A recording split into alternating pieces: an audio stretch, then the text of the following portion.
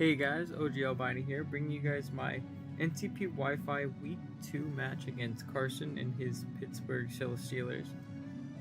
If you guys do enjoy, please consider sticking around, subscribing, so you can catch all our battles from here on forward. And yeah, let's just jump right into the team builder. So, just like last week, I do want to do a quick team builder just so you can see my thought process and stuff like that. There will be a timestamp or something like that in the description if you want to skip ahead to the battle. But without further ado, my team, in case you forgot or this is your first time coming around, is Zygarde 50%, Keldeo, Florges, Mega Aggron, Azelf, Serena, Drapion, Staraptor, Marowak Alolan, Crystal, and Rotom Fan.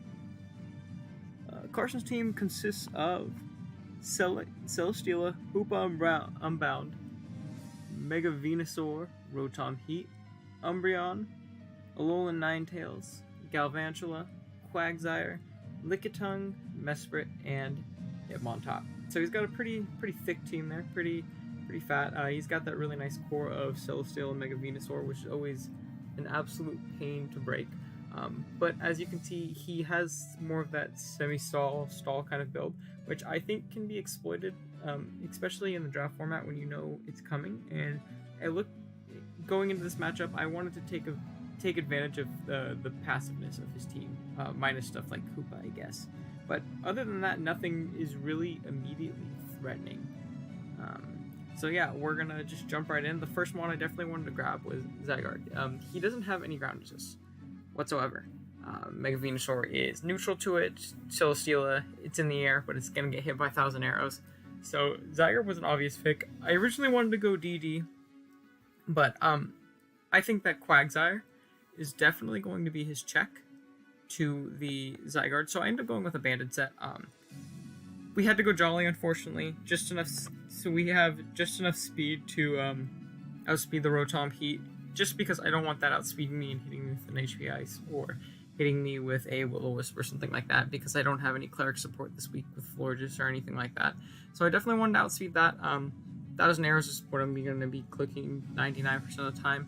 Extreme speed is nice to pick some things on if I know they're faster than me, or if I've confirmed like Scarf Hoop or something like that. Superpower is to hit the Umbreon super hard, because that, I guess, in theory can sit in front of Zygarde depending on its EVs and stuff like that. And Outrage is just another nice super spammable move. If I can eliminate Celesteela and Ninetales, I can definitely see myself cleaning up with Outrage at the end. So the next mon I have is definitely going to be our win con this week. It has a super cool matchup. It's going to be Keldeo. So Keldeo, it matches up super well in the fact that it subs down on a lot on stuff like, Umbreon and different mons like that. And if I can start setting up Calm Minds, I can absolutely just put in so much work versus his team. We were able to go Modest this week. I didn't worry about speed time with the Galvantula. I don't think it'll come. I don't think he's going to come with the Webs approach. And if we do, we can check it other ways. We have Zygarde, we have Mega Aggron, as you'll see in a little bit. But, yeah, so we ended up just creeping the Rotom Heat with Earth Spread, so it hits the same speed to your Zygarde. And yeah, so the 224 investment. I wanted to maximize and get as much bulk as I could, so I only went with as much special attack as I needed, and I didn't need max, being that I was able to go Modest. This 224 allows me to always 2-hit KO, like a Fizz Def Mega Venu, at +1 with HP Flying. So you're seeing HP Flying and you're seeing no flying Fighting Stab, which you're like, Well, my logic behind that was kind of everything that I needed to hit with Fighting Stab, I beat anyways. Stuff like Umbreon, stuff like that, would be the really only thing it does. And I don't necessarily want to kill the Umbreon right away. If he's going to leave in his Umbreon versus my Keldeo, I want to use it as setup fodder. It can't do anything to break my sub or anything like that, especially if I get, behind it, get a +1 off or something like that. It can't break my sub at all, and I can just start Calm Minding up. And if I get up 2 Calm Minds, I don't think he has much to stop it. Unless I'm pretty weakened and he has his Ninetales still, because that'll outspeed me and take me out, or if he does end up being Galvantula, or if he's a Scarf Hoopa, so he has outs. But if I can identify those things, weaken those things, chip them down, or maybe they come in when I am still behind that sub, I definitely think Keldeo can put in an absolute ton of work. Especially if we do weaken that Mega Venu, which it is pretty pressured by the rest of our team. So next up we have Mega Aggron. This is going to be our Ninetales switch in. Otherwise, Nasty Plot Ninetales can actually do a decent amount of work, so we're bringing pretty much just max Spadef Aggron. It's going to be our rocker this week, and it's also good for phasing this week. He has a lot of fat, annoying setup, like, you know, bulky setup, like Quag, or if he wants to set up an Autotomize or Steela, or even if he thinks he can sit there and like Nasty Plot in front of my Aggron. I will definitely roar him out. Or Musharna, that's another one. Musharna could be scary, potentially, if we do end up losing the Drapion, which you'll see later on.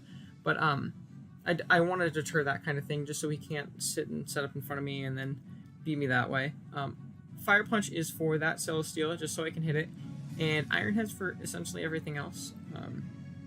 This Aggron isn't obviously meant to sweep or anything like that. It's more so just to get up rocks, phase things around, and check that Ninetales and deter it from wanting to set up Veil in front of me, because we will kill. We will definitely kill that thing with an Iron Head if it tries to do so. So next up, we probably have our secondary win con. I really like the matchup for Azelf this week. We're bringing Nasty Plot 3 attacks, Nasty Plot Psychic, Thunderbolt, and Signal Beam. Outspeeding essentially just everything on his team, which is really, really nice, barring Scarfers and stuff like that. And even if he does bring webs, we do avoid that with the Levitate. And so yeah, this coverage, it hits his team really well. Psychic hits his team super, super solidly, and the things that do resist it being, or are immune to it, being Hoopa and Musharna, we can cover with Signal Beam, Bug, and EMZ. Bug Z always kills Hoopa U after rocks, and it kills Musharna with a little bit of chip, or if we set up to +2, it definitely always dies, regardless of, you know, even if he's max Spadef or something like that. We definitely always knock out that thing. T-Bolts for the Celesteela, and Psychic hits literally everything else. So I didn't, you know, I think we're fine with just these 3 attacks this week, and this thing can definitely put in work if we position against the right thing, and get up a Nasty Plot. Oh, and Signal Beam's also for the Umbreon. Duh. But yeah, so yeah, Azelf can definitely put in work if we set it up correctly. Next up is going to be our Hoopa check. It's going to be Drapion. Max HP, 68 defense, 188 speed. I believe that's also creeping the Rotom. And essentially with the Eye of Papa Berry, well, with the EV spread, we're never 2-hit KO'd by Banded Hoopa, and most of the time it'll put us in our barrier range after 2, so we can eat that Eye of Papa, go right back up, and then take another one. So it's a great deterrent in that way. Knockoff spam versus team is very nice. Bulkier Mons don't necessarily appreciate having their leftovers knocked off or their berries knocked off and stuff like that. So that can definitely come in handy.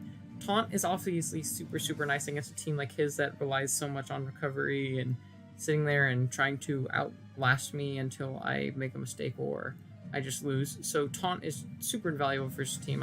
It has use versus pretty much essentially every single mon on this team. Poison Jab just for general stab, as well as Crunch, in case he is like a, you know, call my Musharna and he's like Fizz Def and I need to hit it with a Crunch after, you know, I knock off its Colbur, eats its Colbur, something like that, just so I don't have to rely on like weekend knockoffs and stuff like that, because Dark Spam is pretty nice against him. So for our last mon, we are bringing Rotom Fan. So first 2 weeks we end up bringing both of our tier 5s, which is always fun. I do definitely like getting use out of my lower tier picks. We're bringing Zap Plate Rotom with 76 special attack investment. What that investment does for us, with the Zap Plate, it always 2-hit KO Celesteela, even if he's a max Spadef. So this is a good Celesteal pivot. This thing really does pivot around his team super well. If his only ground type is that Quagsire, and if he wants to switch it in, and I potentially Air Slash or I call it double and gotcha something else, it's potentially really problematic for him because he needs that thing healthy in order to take on Zygarde well. If not, Zygarde 2-hit KOs pretty much everything on his team. So Rotom can definitely pivot around, Volt Switch pretty freely. Air Slash, the combination of Air Slash and T-Bolt breaks down and beats both the Mega Venusaur and the Celesteela, which is really cool to have one Mon to break that really, really gross score, because usually they synergize so well defensively you typically don't have anything to beat both of them at the same time. So it's nice to have that option. And yeah, just I forget exactly what we're creeping, if I'm going to be completely honest. I think we might be creeping the Hoopa. I'm pretty sure we're keeping Hoopa with the 212 Timid. And I just threw the rest into HP, hit that odd number so that rocks aren't doing as much if he does get them up. And yeah, that's going to be the team, and let's hop into the battle. Alright guys, so here we are with the battle. So looking at the team that Carson decided to bring, it looks like he decided to go with the Celesteela, Quagsire, the Mega Venusaur, Hoopa Unbound, Umbreon, and the Musharna. So upon team preview, first thing I noticed is that he elected to not bring any kind of hazard removal, which is very, very nice, because that means if I can get my rocks up, then they are here for the entire game. So my game plan is definitely going to be to leave the Aggron, especially being that he did not elect to bring the Alolan Ninetales, which was this thing's main purpose, to check that, to make sure it didn't get out of hand offensively. So its job can really just be to roar things around, get up rocks, and just disrupt his team from getting any kind of setup or anything like that. So yeah, let's just jump straight into the battle. Also, quick shout out to Panther for recording this week's game for me, and last week's. I totally forgot to mention it, but huge shout out to him. Thank you for that. Wouldn't be able to get these videos up otherwise. And yeah, let's just jump into it. So, like I said, we're gonna lead off our Aggron as he decides to send out his Celesteela, which is perfectly fine because nothing that Celesteela can do can OHKO us. Even like a Z move, I believe we're totally fine with living. And like I said, this thing doesn't really need to be here for much. Other than get up the rocks. So we're going to just throw up our Stealth Rocks turn 1, as we see that he goes for the Substitute. This leads me to believe that he's most likely Sub-Leech, something like that, which is really, really an obnoxious set. Thankfully, though, our Aggron is carrying Roar, so this thing won't do too much to it. It'll probably be able to get up the Leech, and that's about it, as we can just roar him out into something else. So, like I thought, he is Sub-Leech. He's going to get the seeds off on our Aggron, but we're just going to click roar this turn, not going to mess around with this thing at all, and just roar it straight out. And it looks like we pull it into the Musharna, which isn't too bad. It's going to take the rock chip, but it's going to get it right back with the Leech Seed recovery. And I don't really, while I could stay in, maybe get a heavy slam off or something like that, roar it out if it decides to set up. Aggron, I don't want it to necessarily get chipped because it will lose that 1v1 because of the Leech Seed. So we're just going to go straight out and do our Drapion. This thing can't really do anything to touch us, as he does double out into his Umbreon, which is totally fine. Probably expecting this, knowing that we can't really do a lot of damage to the Umbreon.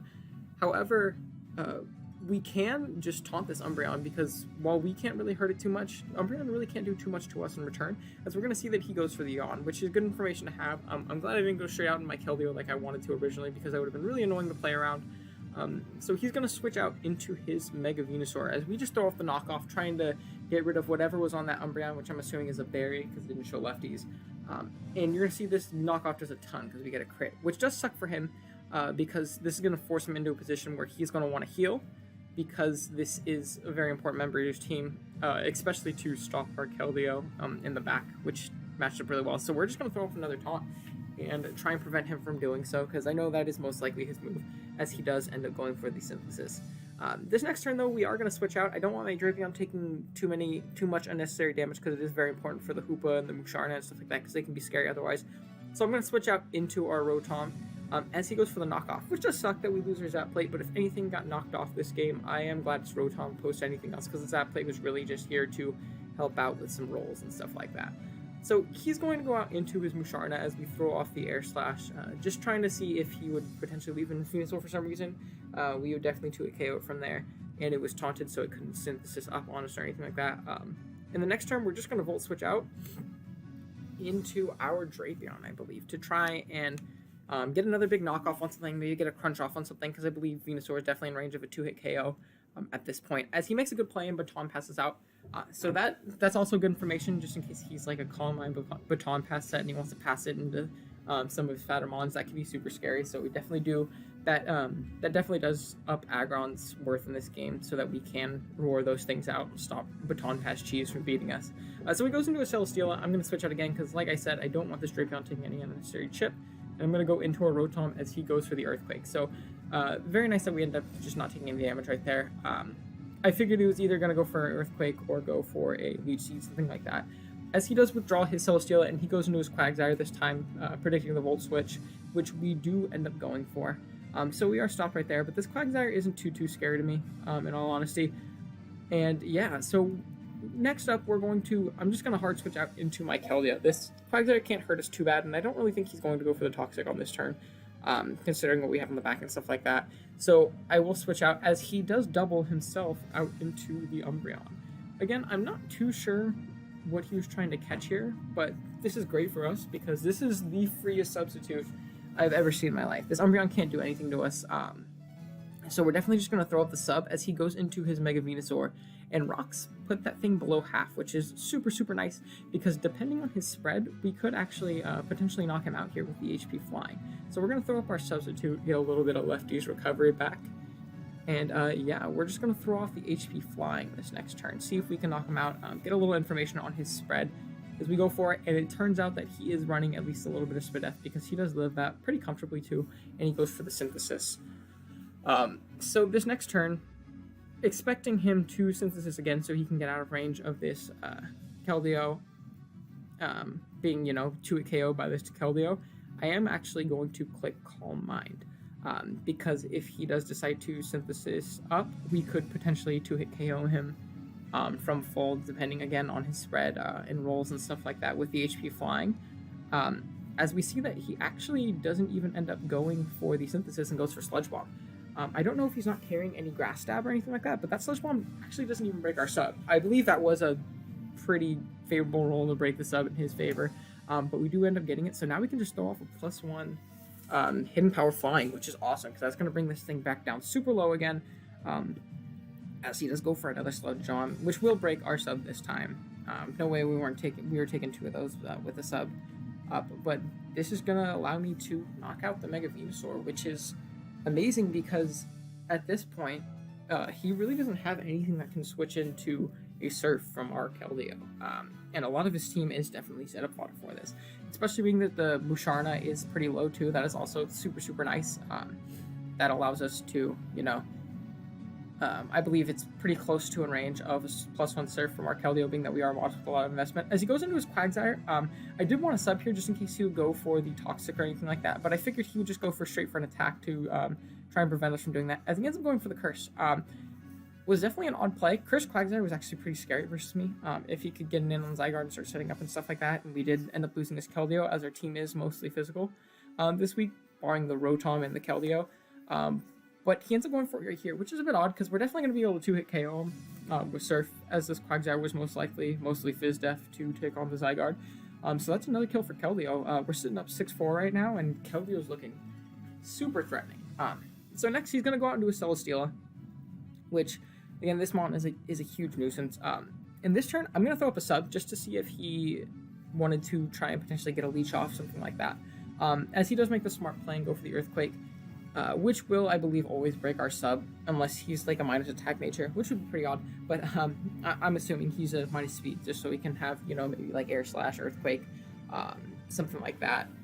So he will break our sub right here, and instead of messing around and trying to predict him to do so again, I believe this turn we just go straight for the Surf. And as you can see, this +1 modest Surf is going to do a truckload to the Celesteela. We just missed out on the KO. Actually, looking from that, we might have KO'd him the first turn, so maybe I should have ran calcs a little bit more carefully and just gone for that Surf turn 1, as we probably could have just taken this thing out without taking this extra damage and been pretty much at full. But nonetheless, that Earthquake doesn't do too much. We're still sitting above half, which is super nice. And this turn, I'm just going to go for another Surf. If he wants to go for Protect or anything like that, that's totally fine, because we just get more lefties, and he's definitely in range of 2 Surfs now. There's nothing he can do to outsell all that. So we are going to go for the Surf and knock out this Celesteela. So Keldeo, again, picking up another kill and putting us up 6-3, which is super nice. This game's looking really nice in our favor. Super favorable position for us. And he goes out into his Umbreon. And this was definitely odd. I don't know if this was necessarily a misclick, because like we established earlier, this Umbreon can't do basically anything to us. So I'm just going to throw up another super free sub as he goes for the Wish. And yeah, so essentially my game plan from here, we're +1/+1 right now, which is super nice, which can potentially win us the game right now. But I'm going to attempt to get up to +3. So we're going to throw up our first Calm Mind. The reason I want to get to +3 specifically is because at +3 we always kill just a noble Koopa after rocks. And that could be super valuable because the only thing that's really stopping my Keldeo from sweeping at this point would be a Scarf Hoopa, which I thought he would go into and bluff instead of this Umbreon, because I probably would have switched out trying to save my Umbreon, save some differential and stuff like that. But yeah, so we're going to go for our second Calm Mind here, as I believe the Umbreon just throws up another Wish or something like that, as this thing probably can't touch us. I don't know if he has no attacking moves. I figured he'd have at least Foul Play or something like that on it, just to do some chip or do a bunch of damage to like a setup Zygarde or anything like that. But yeah, as it turns out, he's just not even attempting. He might have just kind of realized the game is pretty much over at this point. As we do decide just to throw off our +3 Surf, no reason to try and get +6. While I could have, there wasn't really too much of a reason. I didn't see much of a reason, much of a way that we lost this game. Goes for another Wish right there. It's going to get up a good amount of the health that it lost right there. But it is, however, in range of our +3 Surf at this point. So we are just going to go for that. We're going to knock out this Umbreon, putting us up 6-2, which is very nice. And yeah, so Keldeo, again, putting in work. Last week as well, it picked up 4 kills. This week it already has 4 right now. And it's looking like it might pick up a clean 6-0 sweep for us, which is super, super nice. I'm really glad I ended up picking up this Mon. It's putting in a crazy amount of work, more work than I definitely thought. So he does go into the Hoopa right here. As we see, he pops a Z. And this confused me for a minute, because I was like, wait a minute, how is he going first? Did I creep wrong? But that is the Dark Indian Z, if you can't tell by the animation. And him going first shows us that he is Z Snatch, which is a really cool bring. If he could weaken the Drapion, that thing definitely could have just straight won. Especially if he was potentially special and passed like a Calm Mind into it with the Musharna, that would have been terrifying, absolutely terrifying. But we are just going to knock him out with the Surf right here. Like I said, he was probably minimally invested, maybe just a couple extra points or something like that. Don't know his exact spread. But yeah, we're going to knock that out, and the game's looking pretty much wrapped up from here. As he goes into his Musharna, which is definitely in range of a +3 Surf right now. It's sitting at about half, so this thing's definitely not taking us on at this point. And yeah, this is kind of what I was talking about in the team builder portion. Stall and kind of like the semi-stall balance type builds are really good on the ladder if you don't know they're coming, but I feel like in League they're very predictable, and it's very easy to exploit them with Taunt and Sub and so many moves like that. So yeah, we are able to pick up the 6-0 victory, which is amazing. Good game to Carson. And yeah, I believe next week we take on Tony, and I'm totally forgetting his team name right now. But we're taking on him next week, and hopefully we can start off the season 3-0, keep our momentum going. And yeah, thank you guys so much for watching. If you did enjoy, drop a like, drop a sub, so you can catch our battles as they go up. And yeah, thank you guys so much for watching. Later.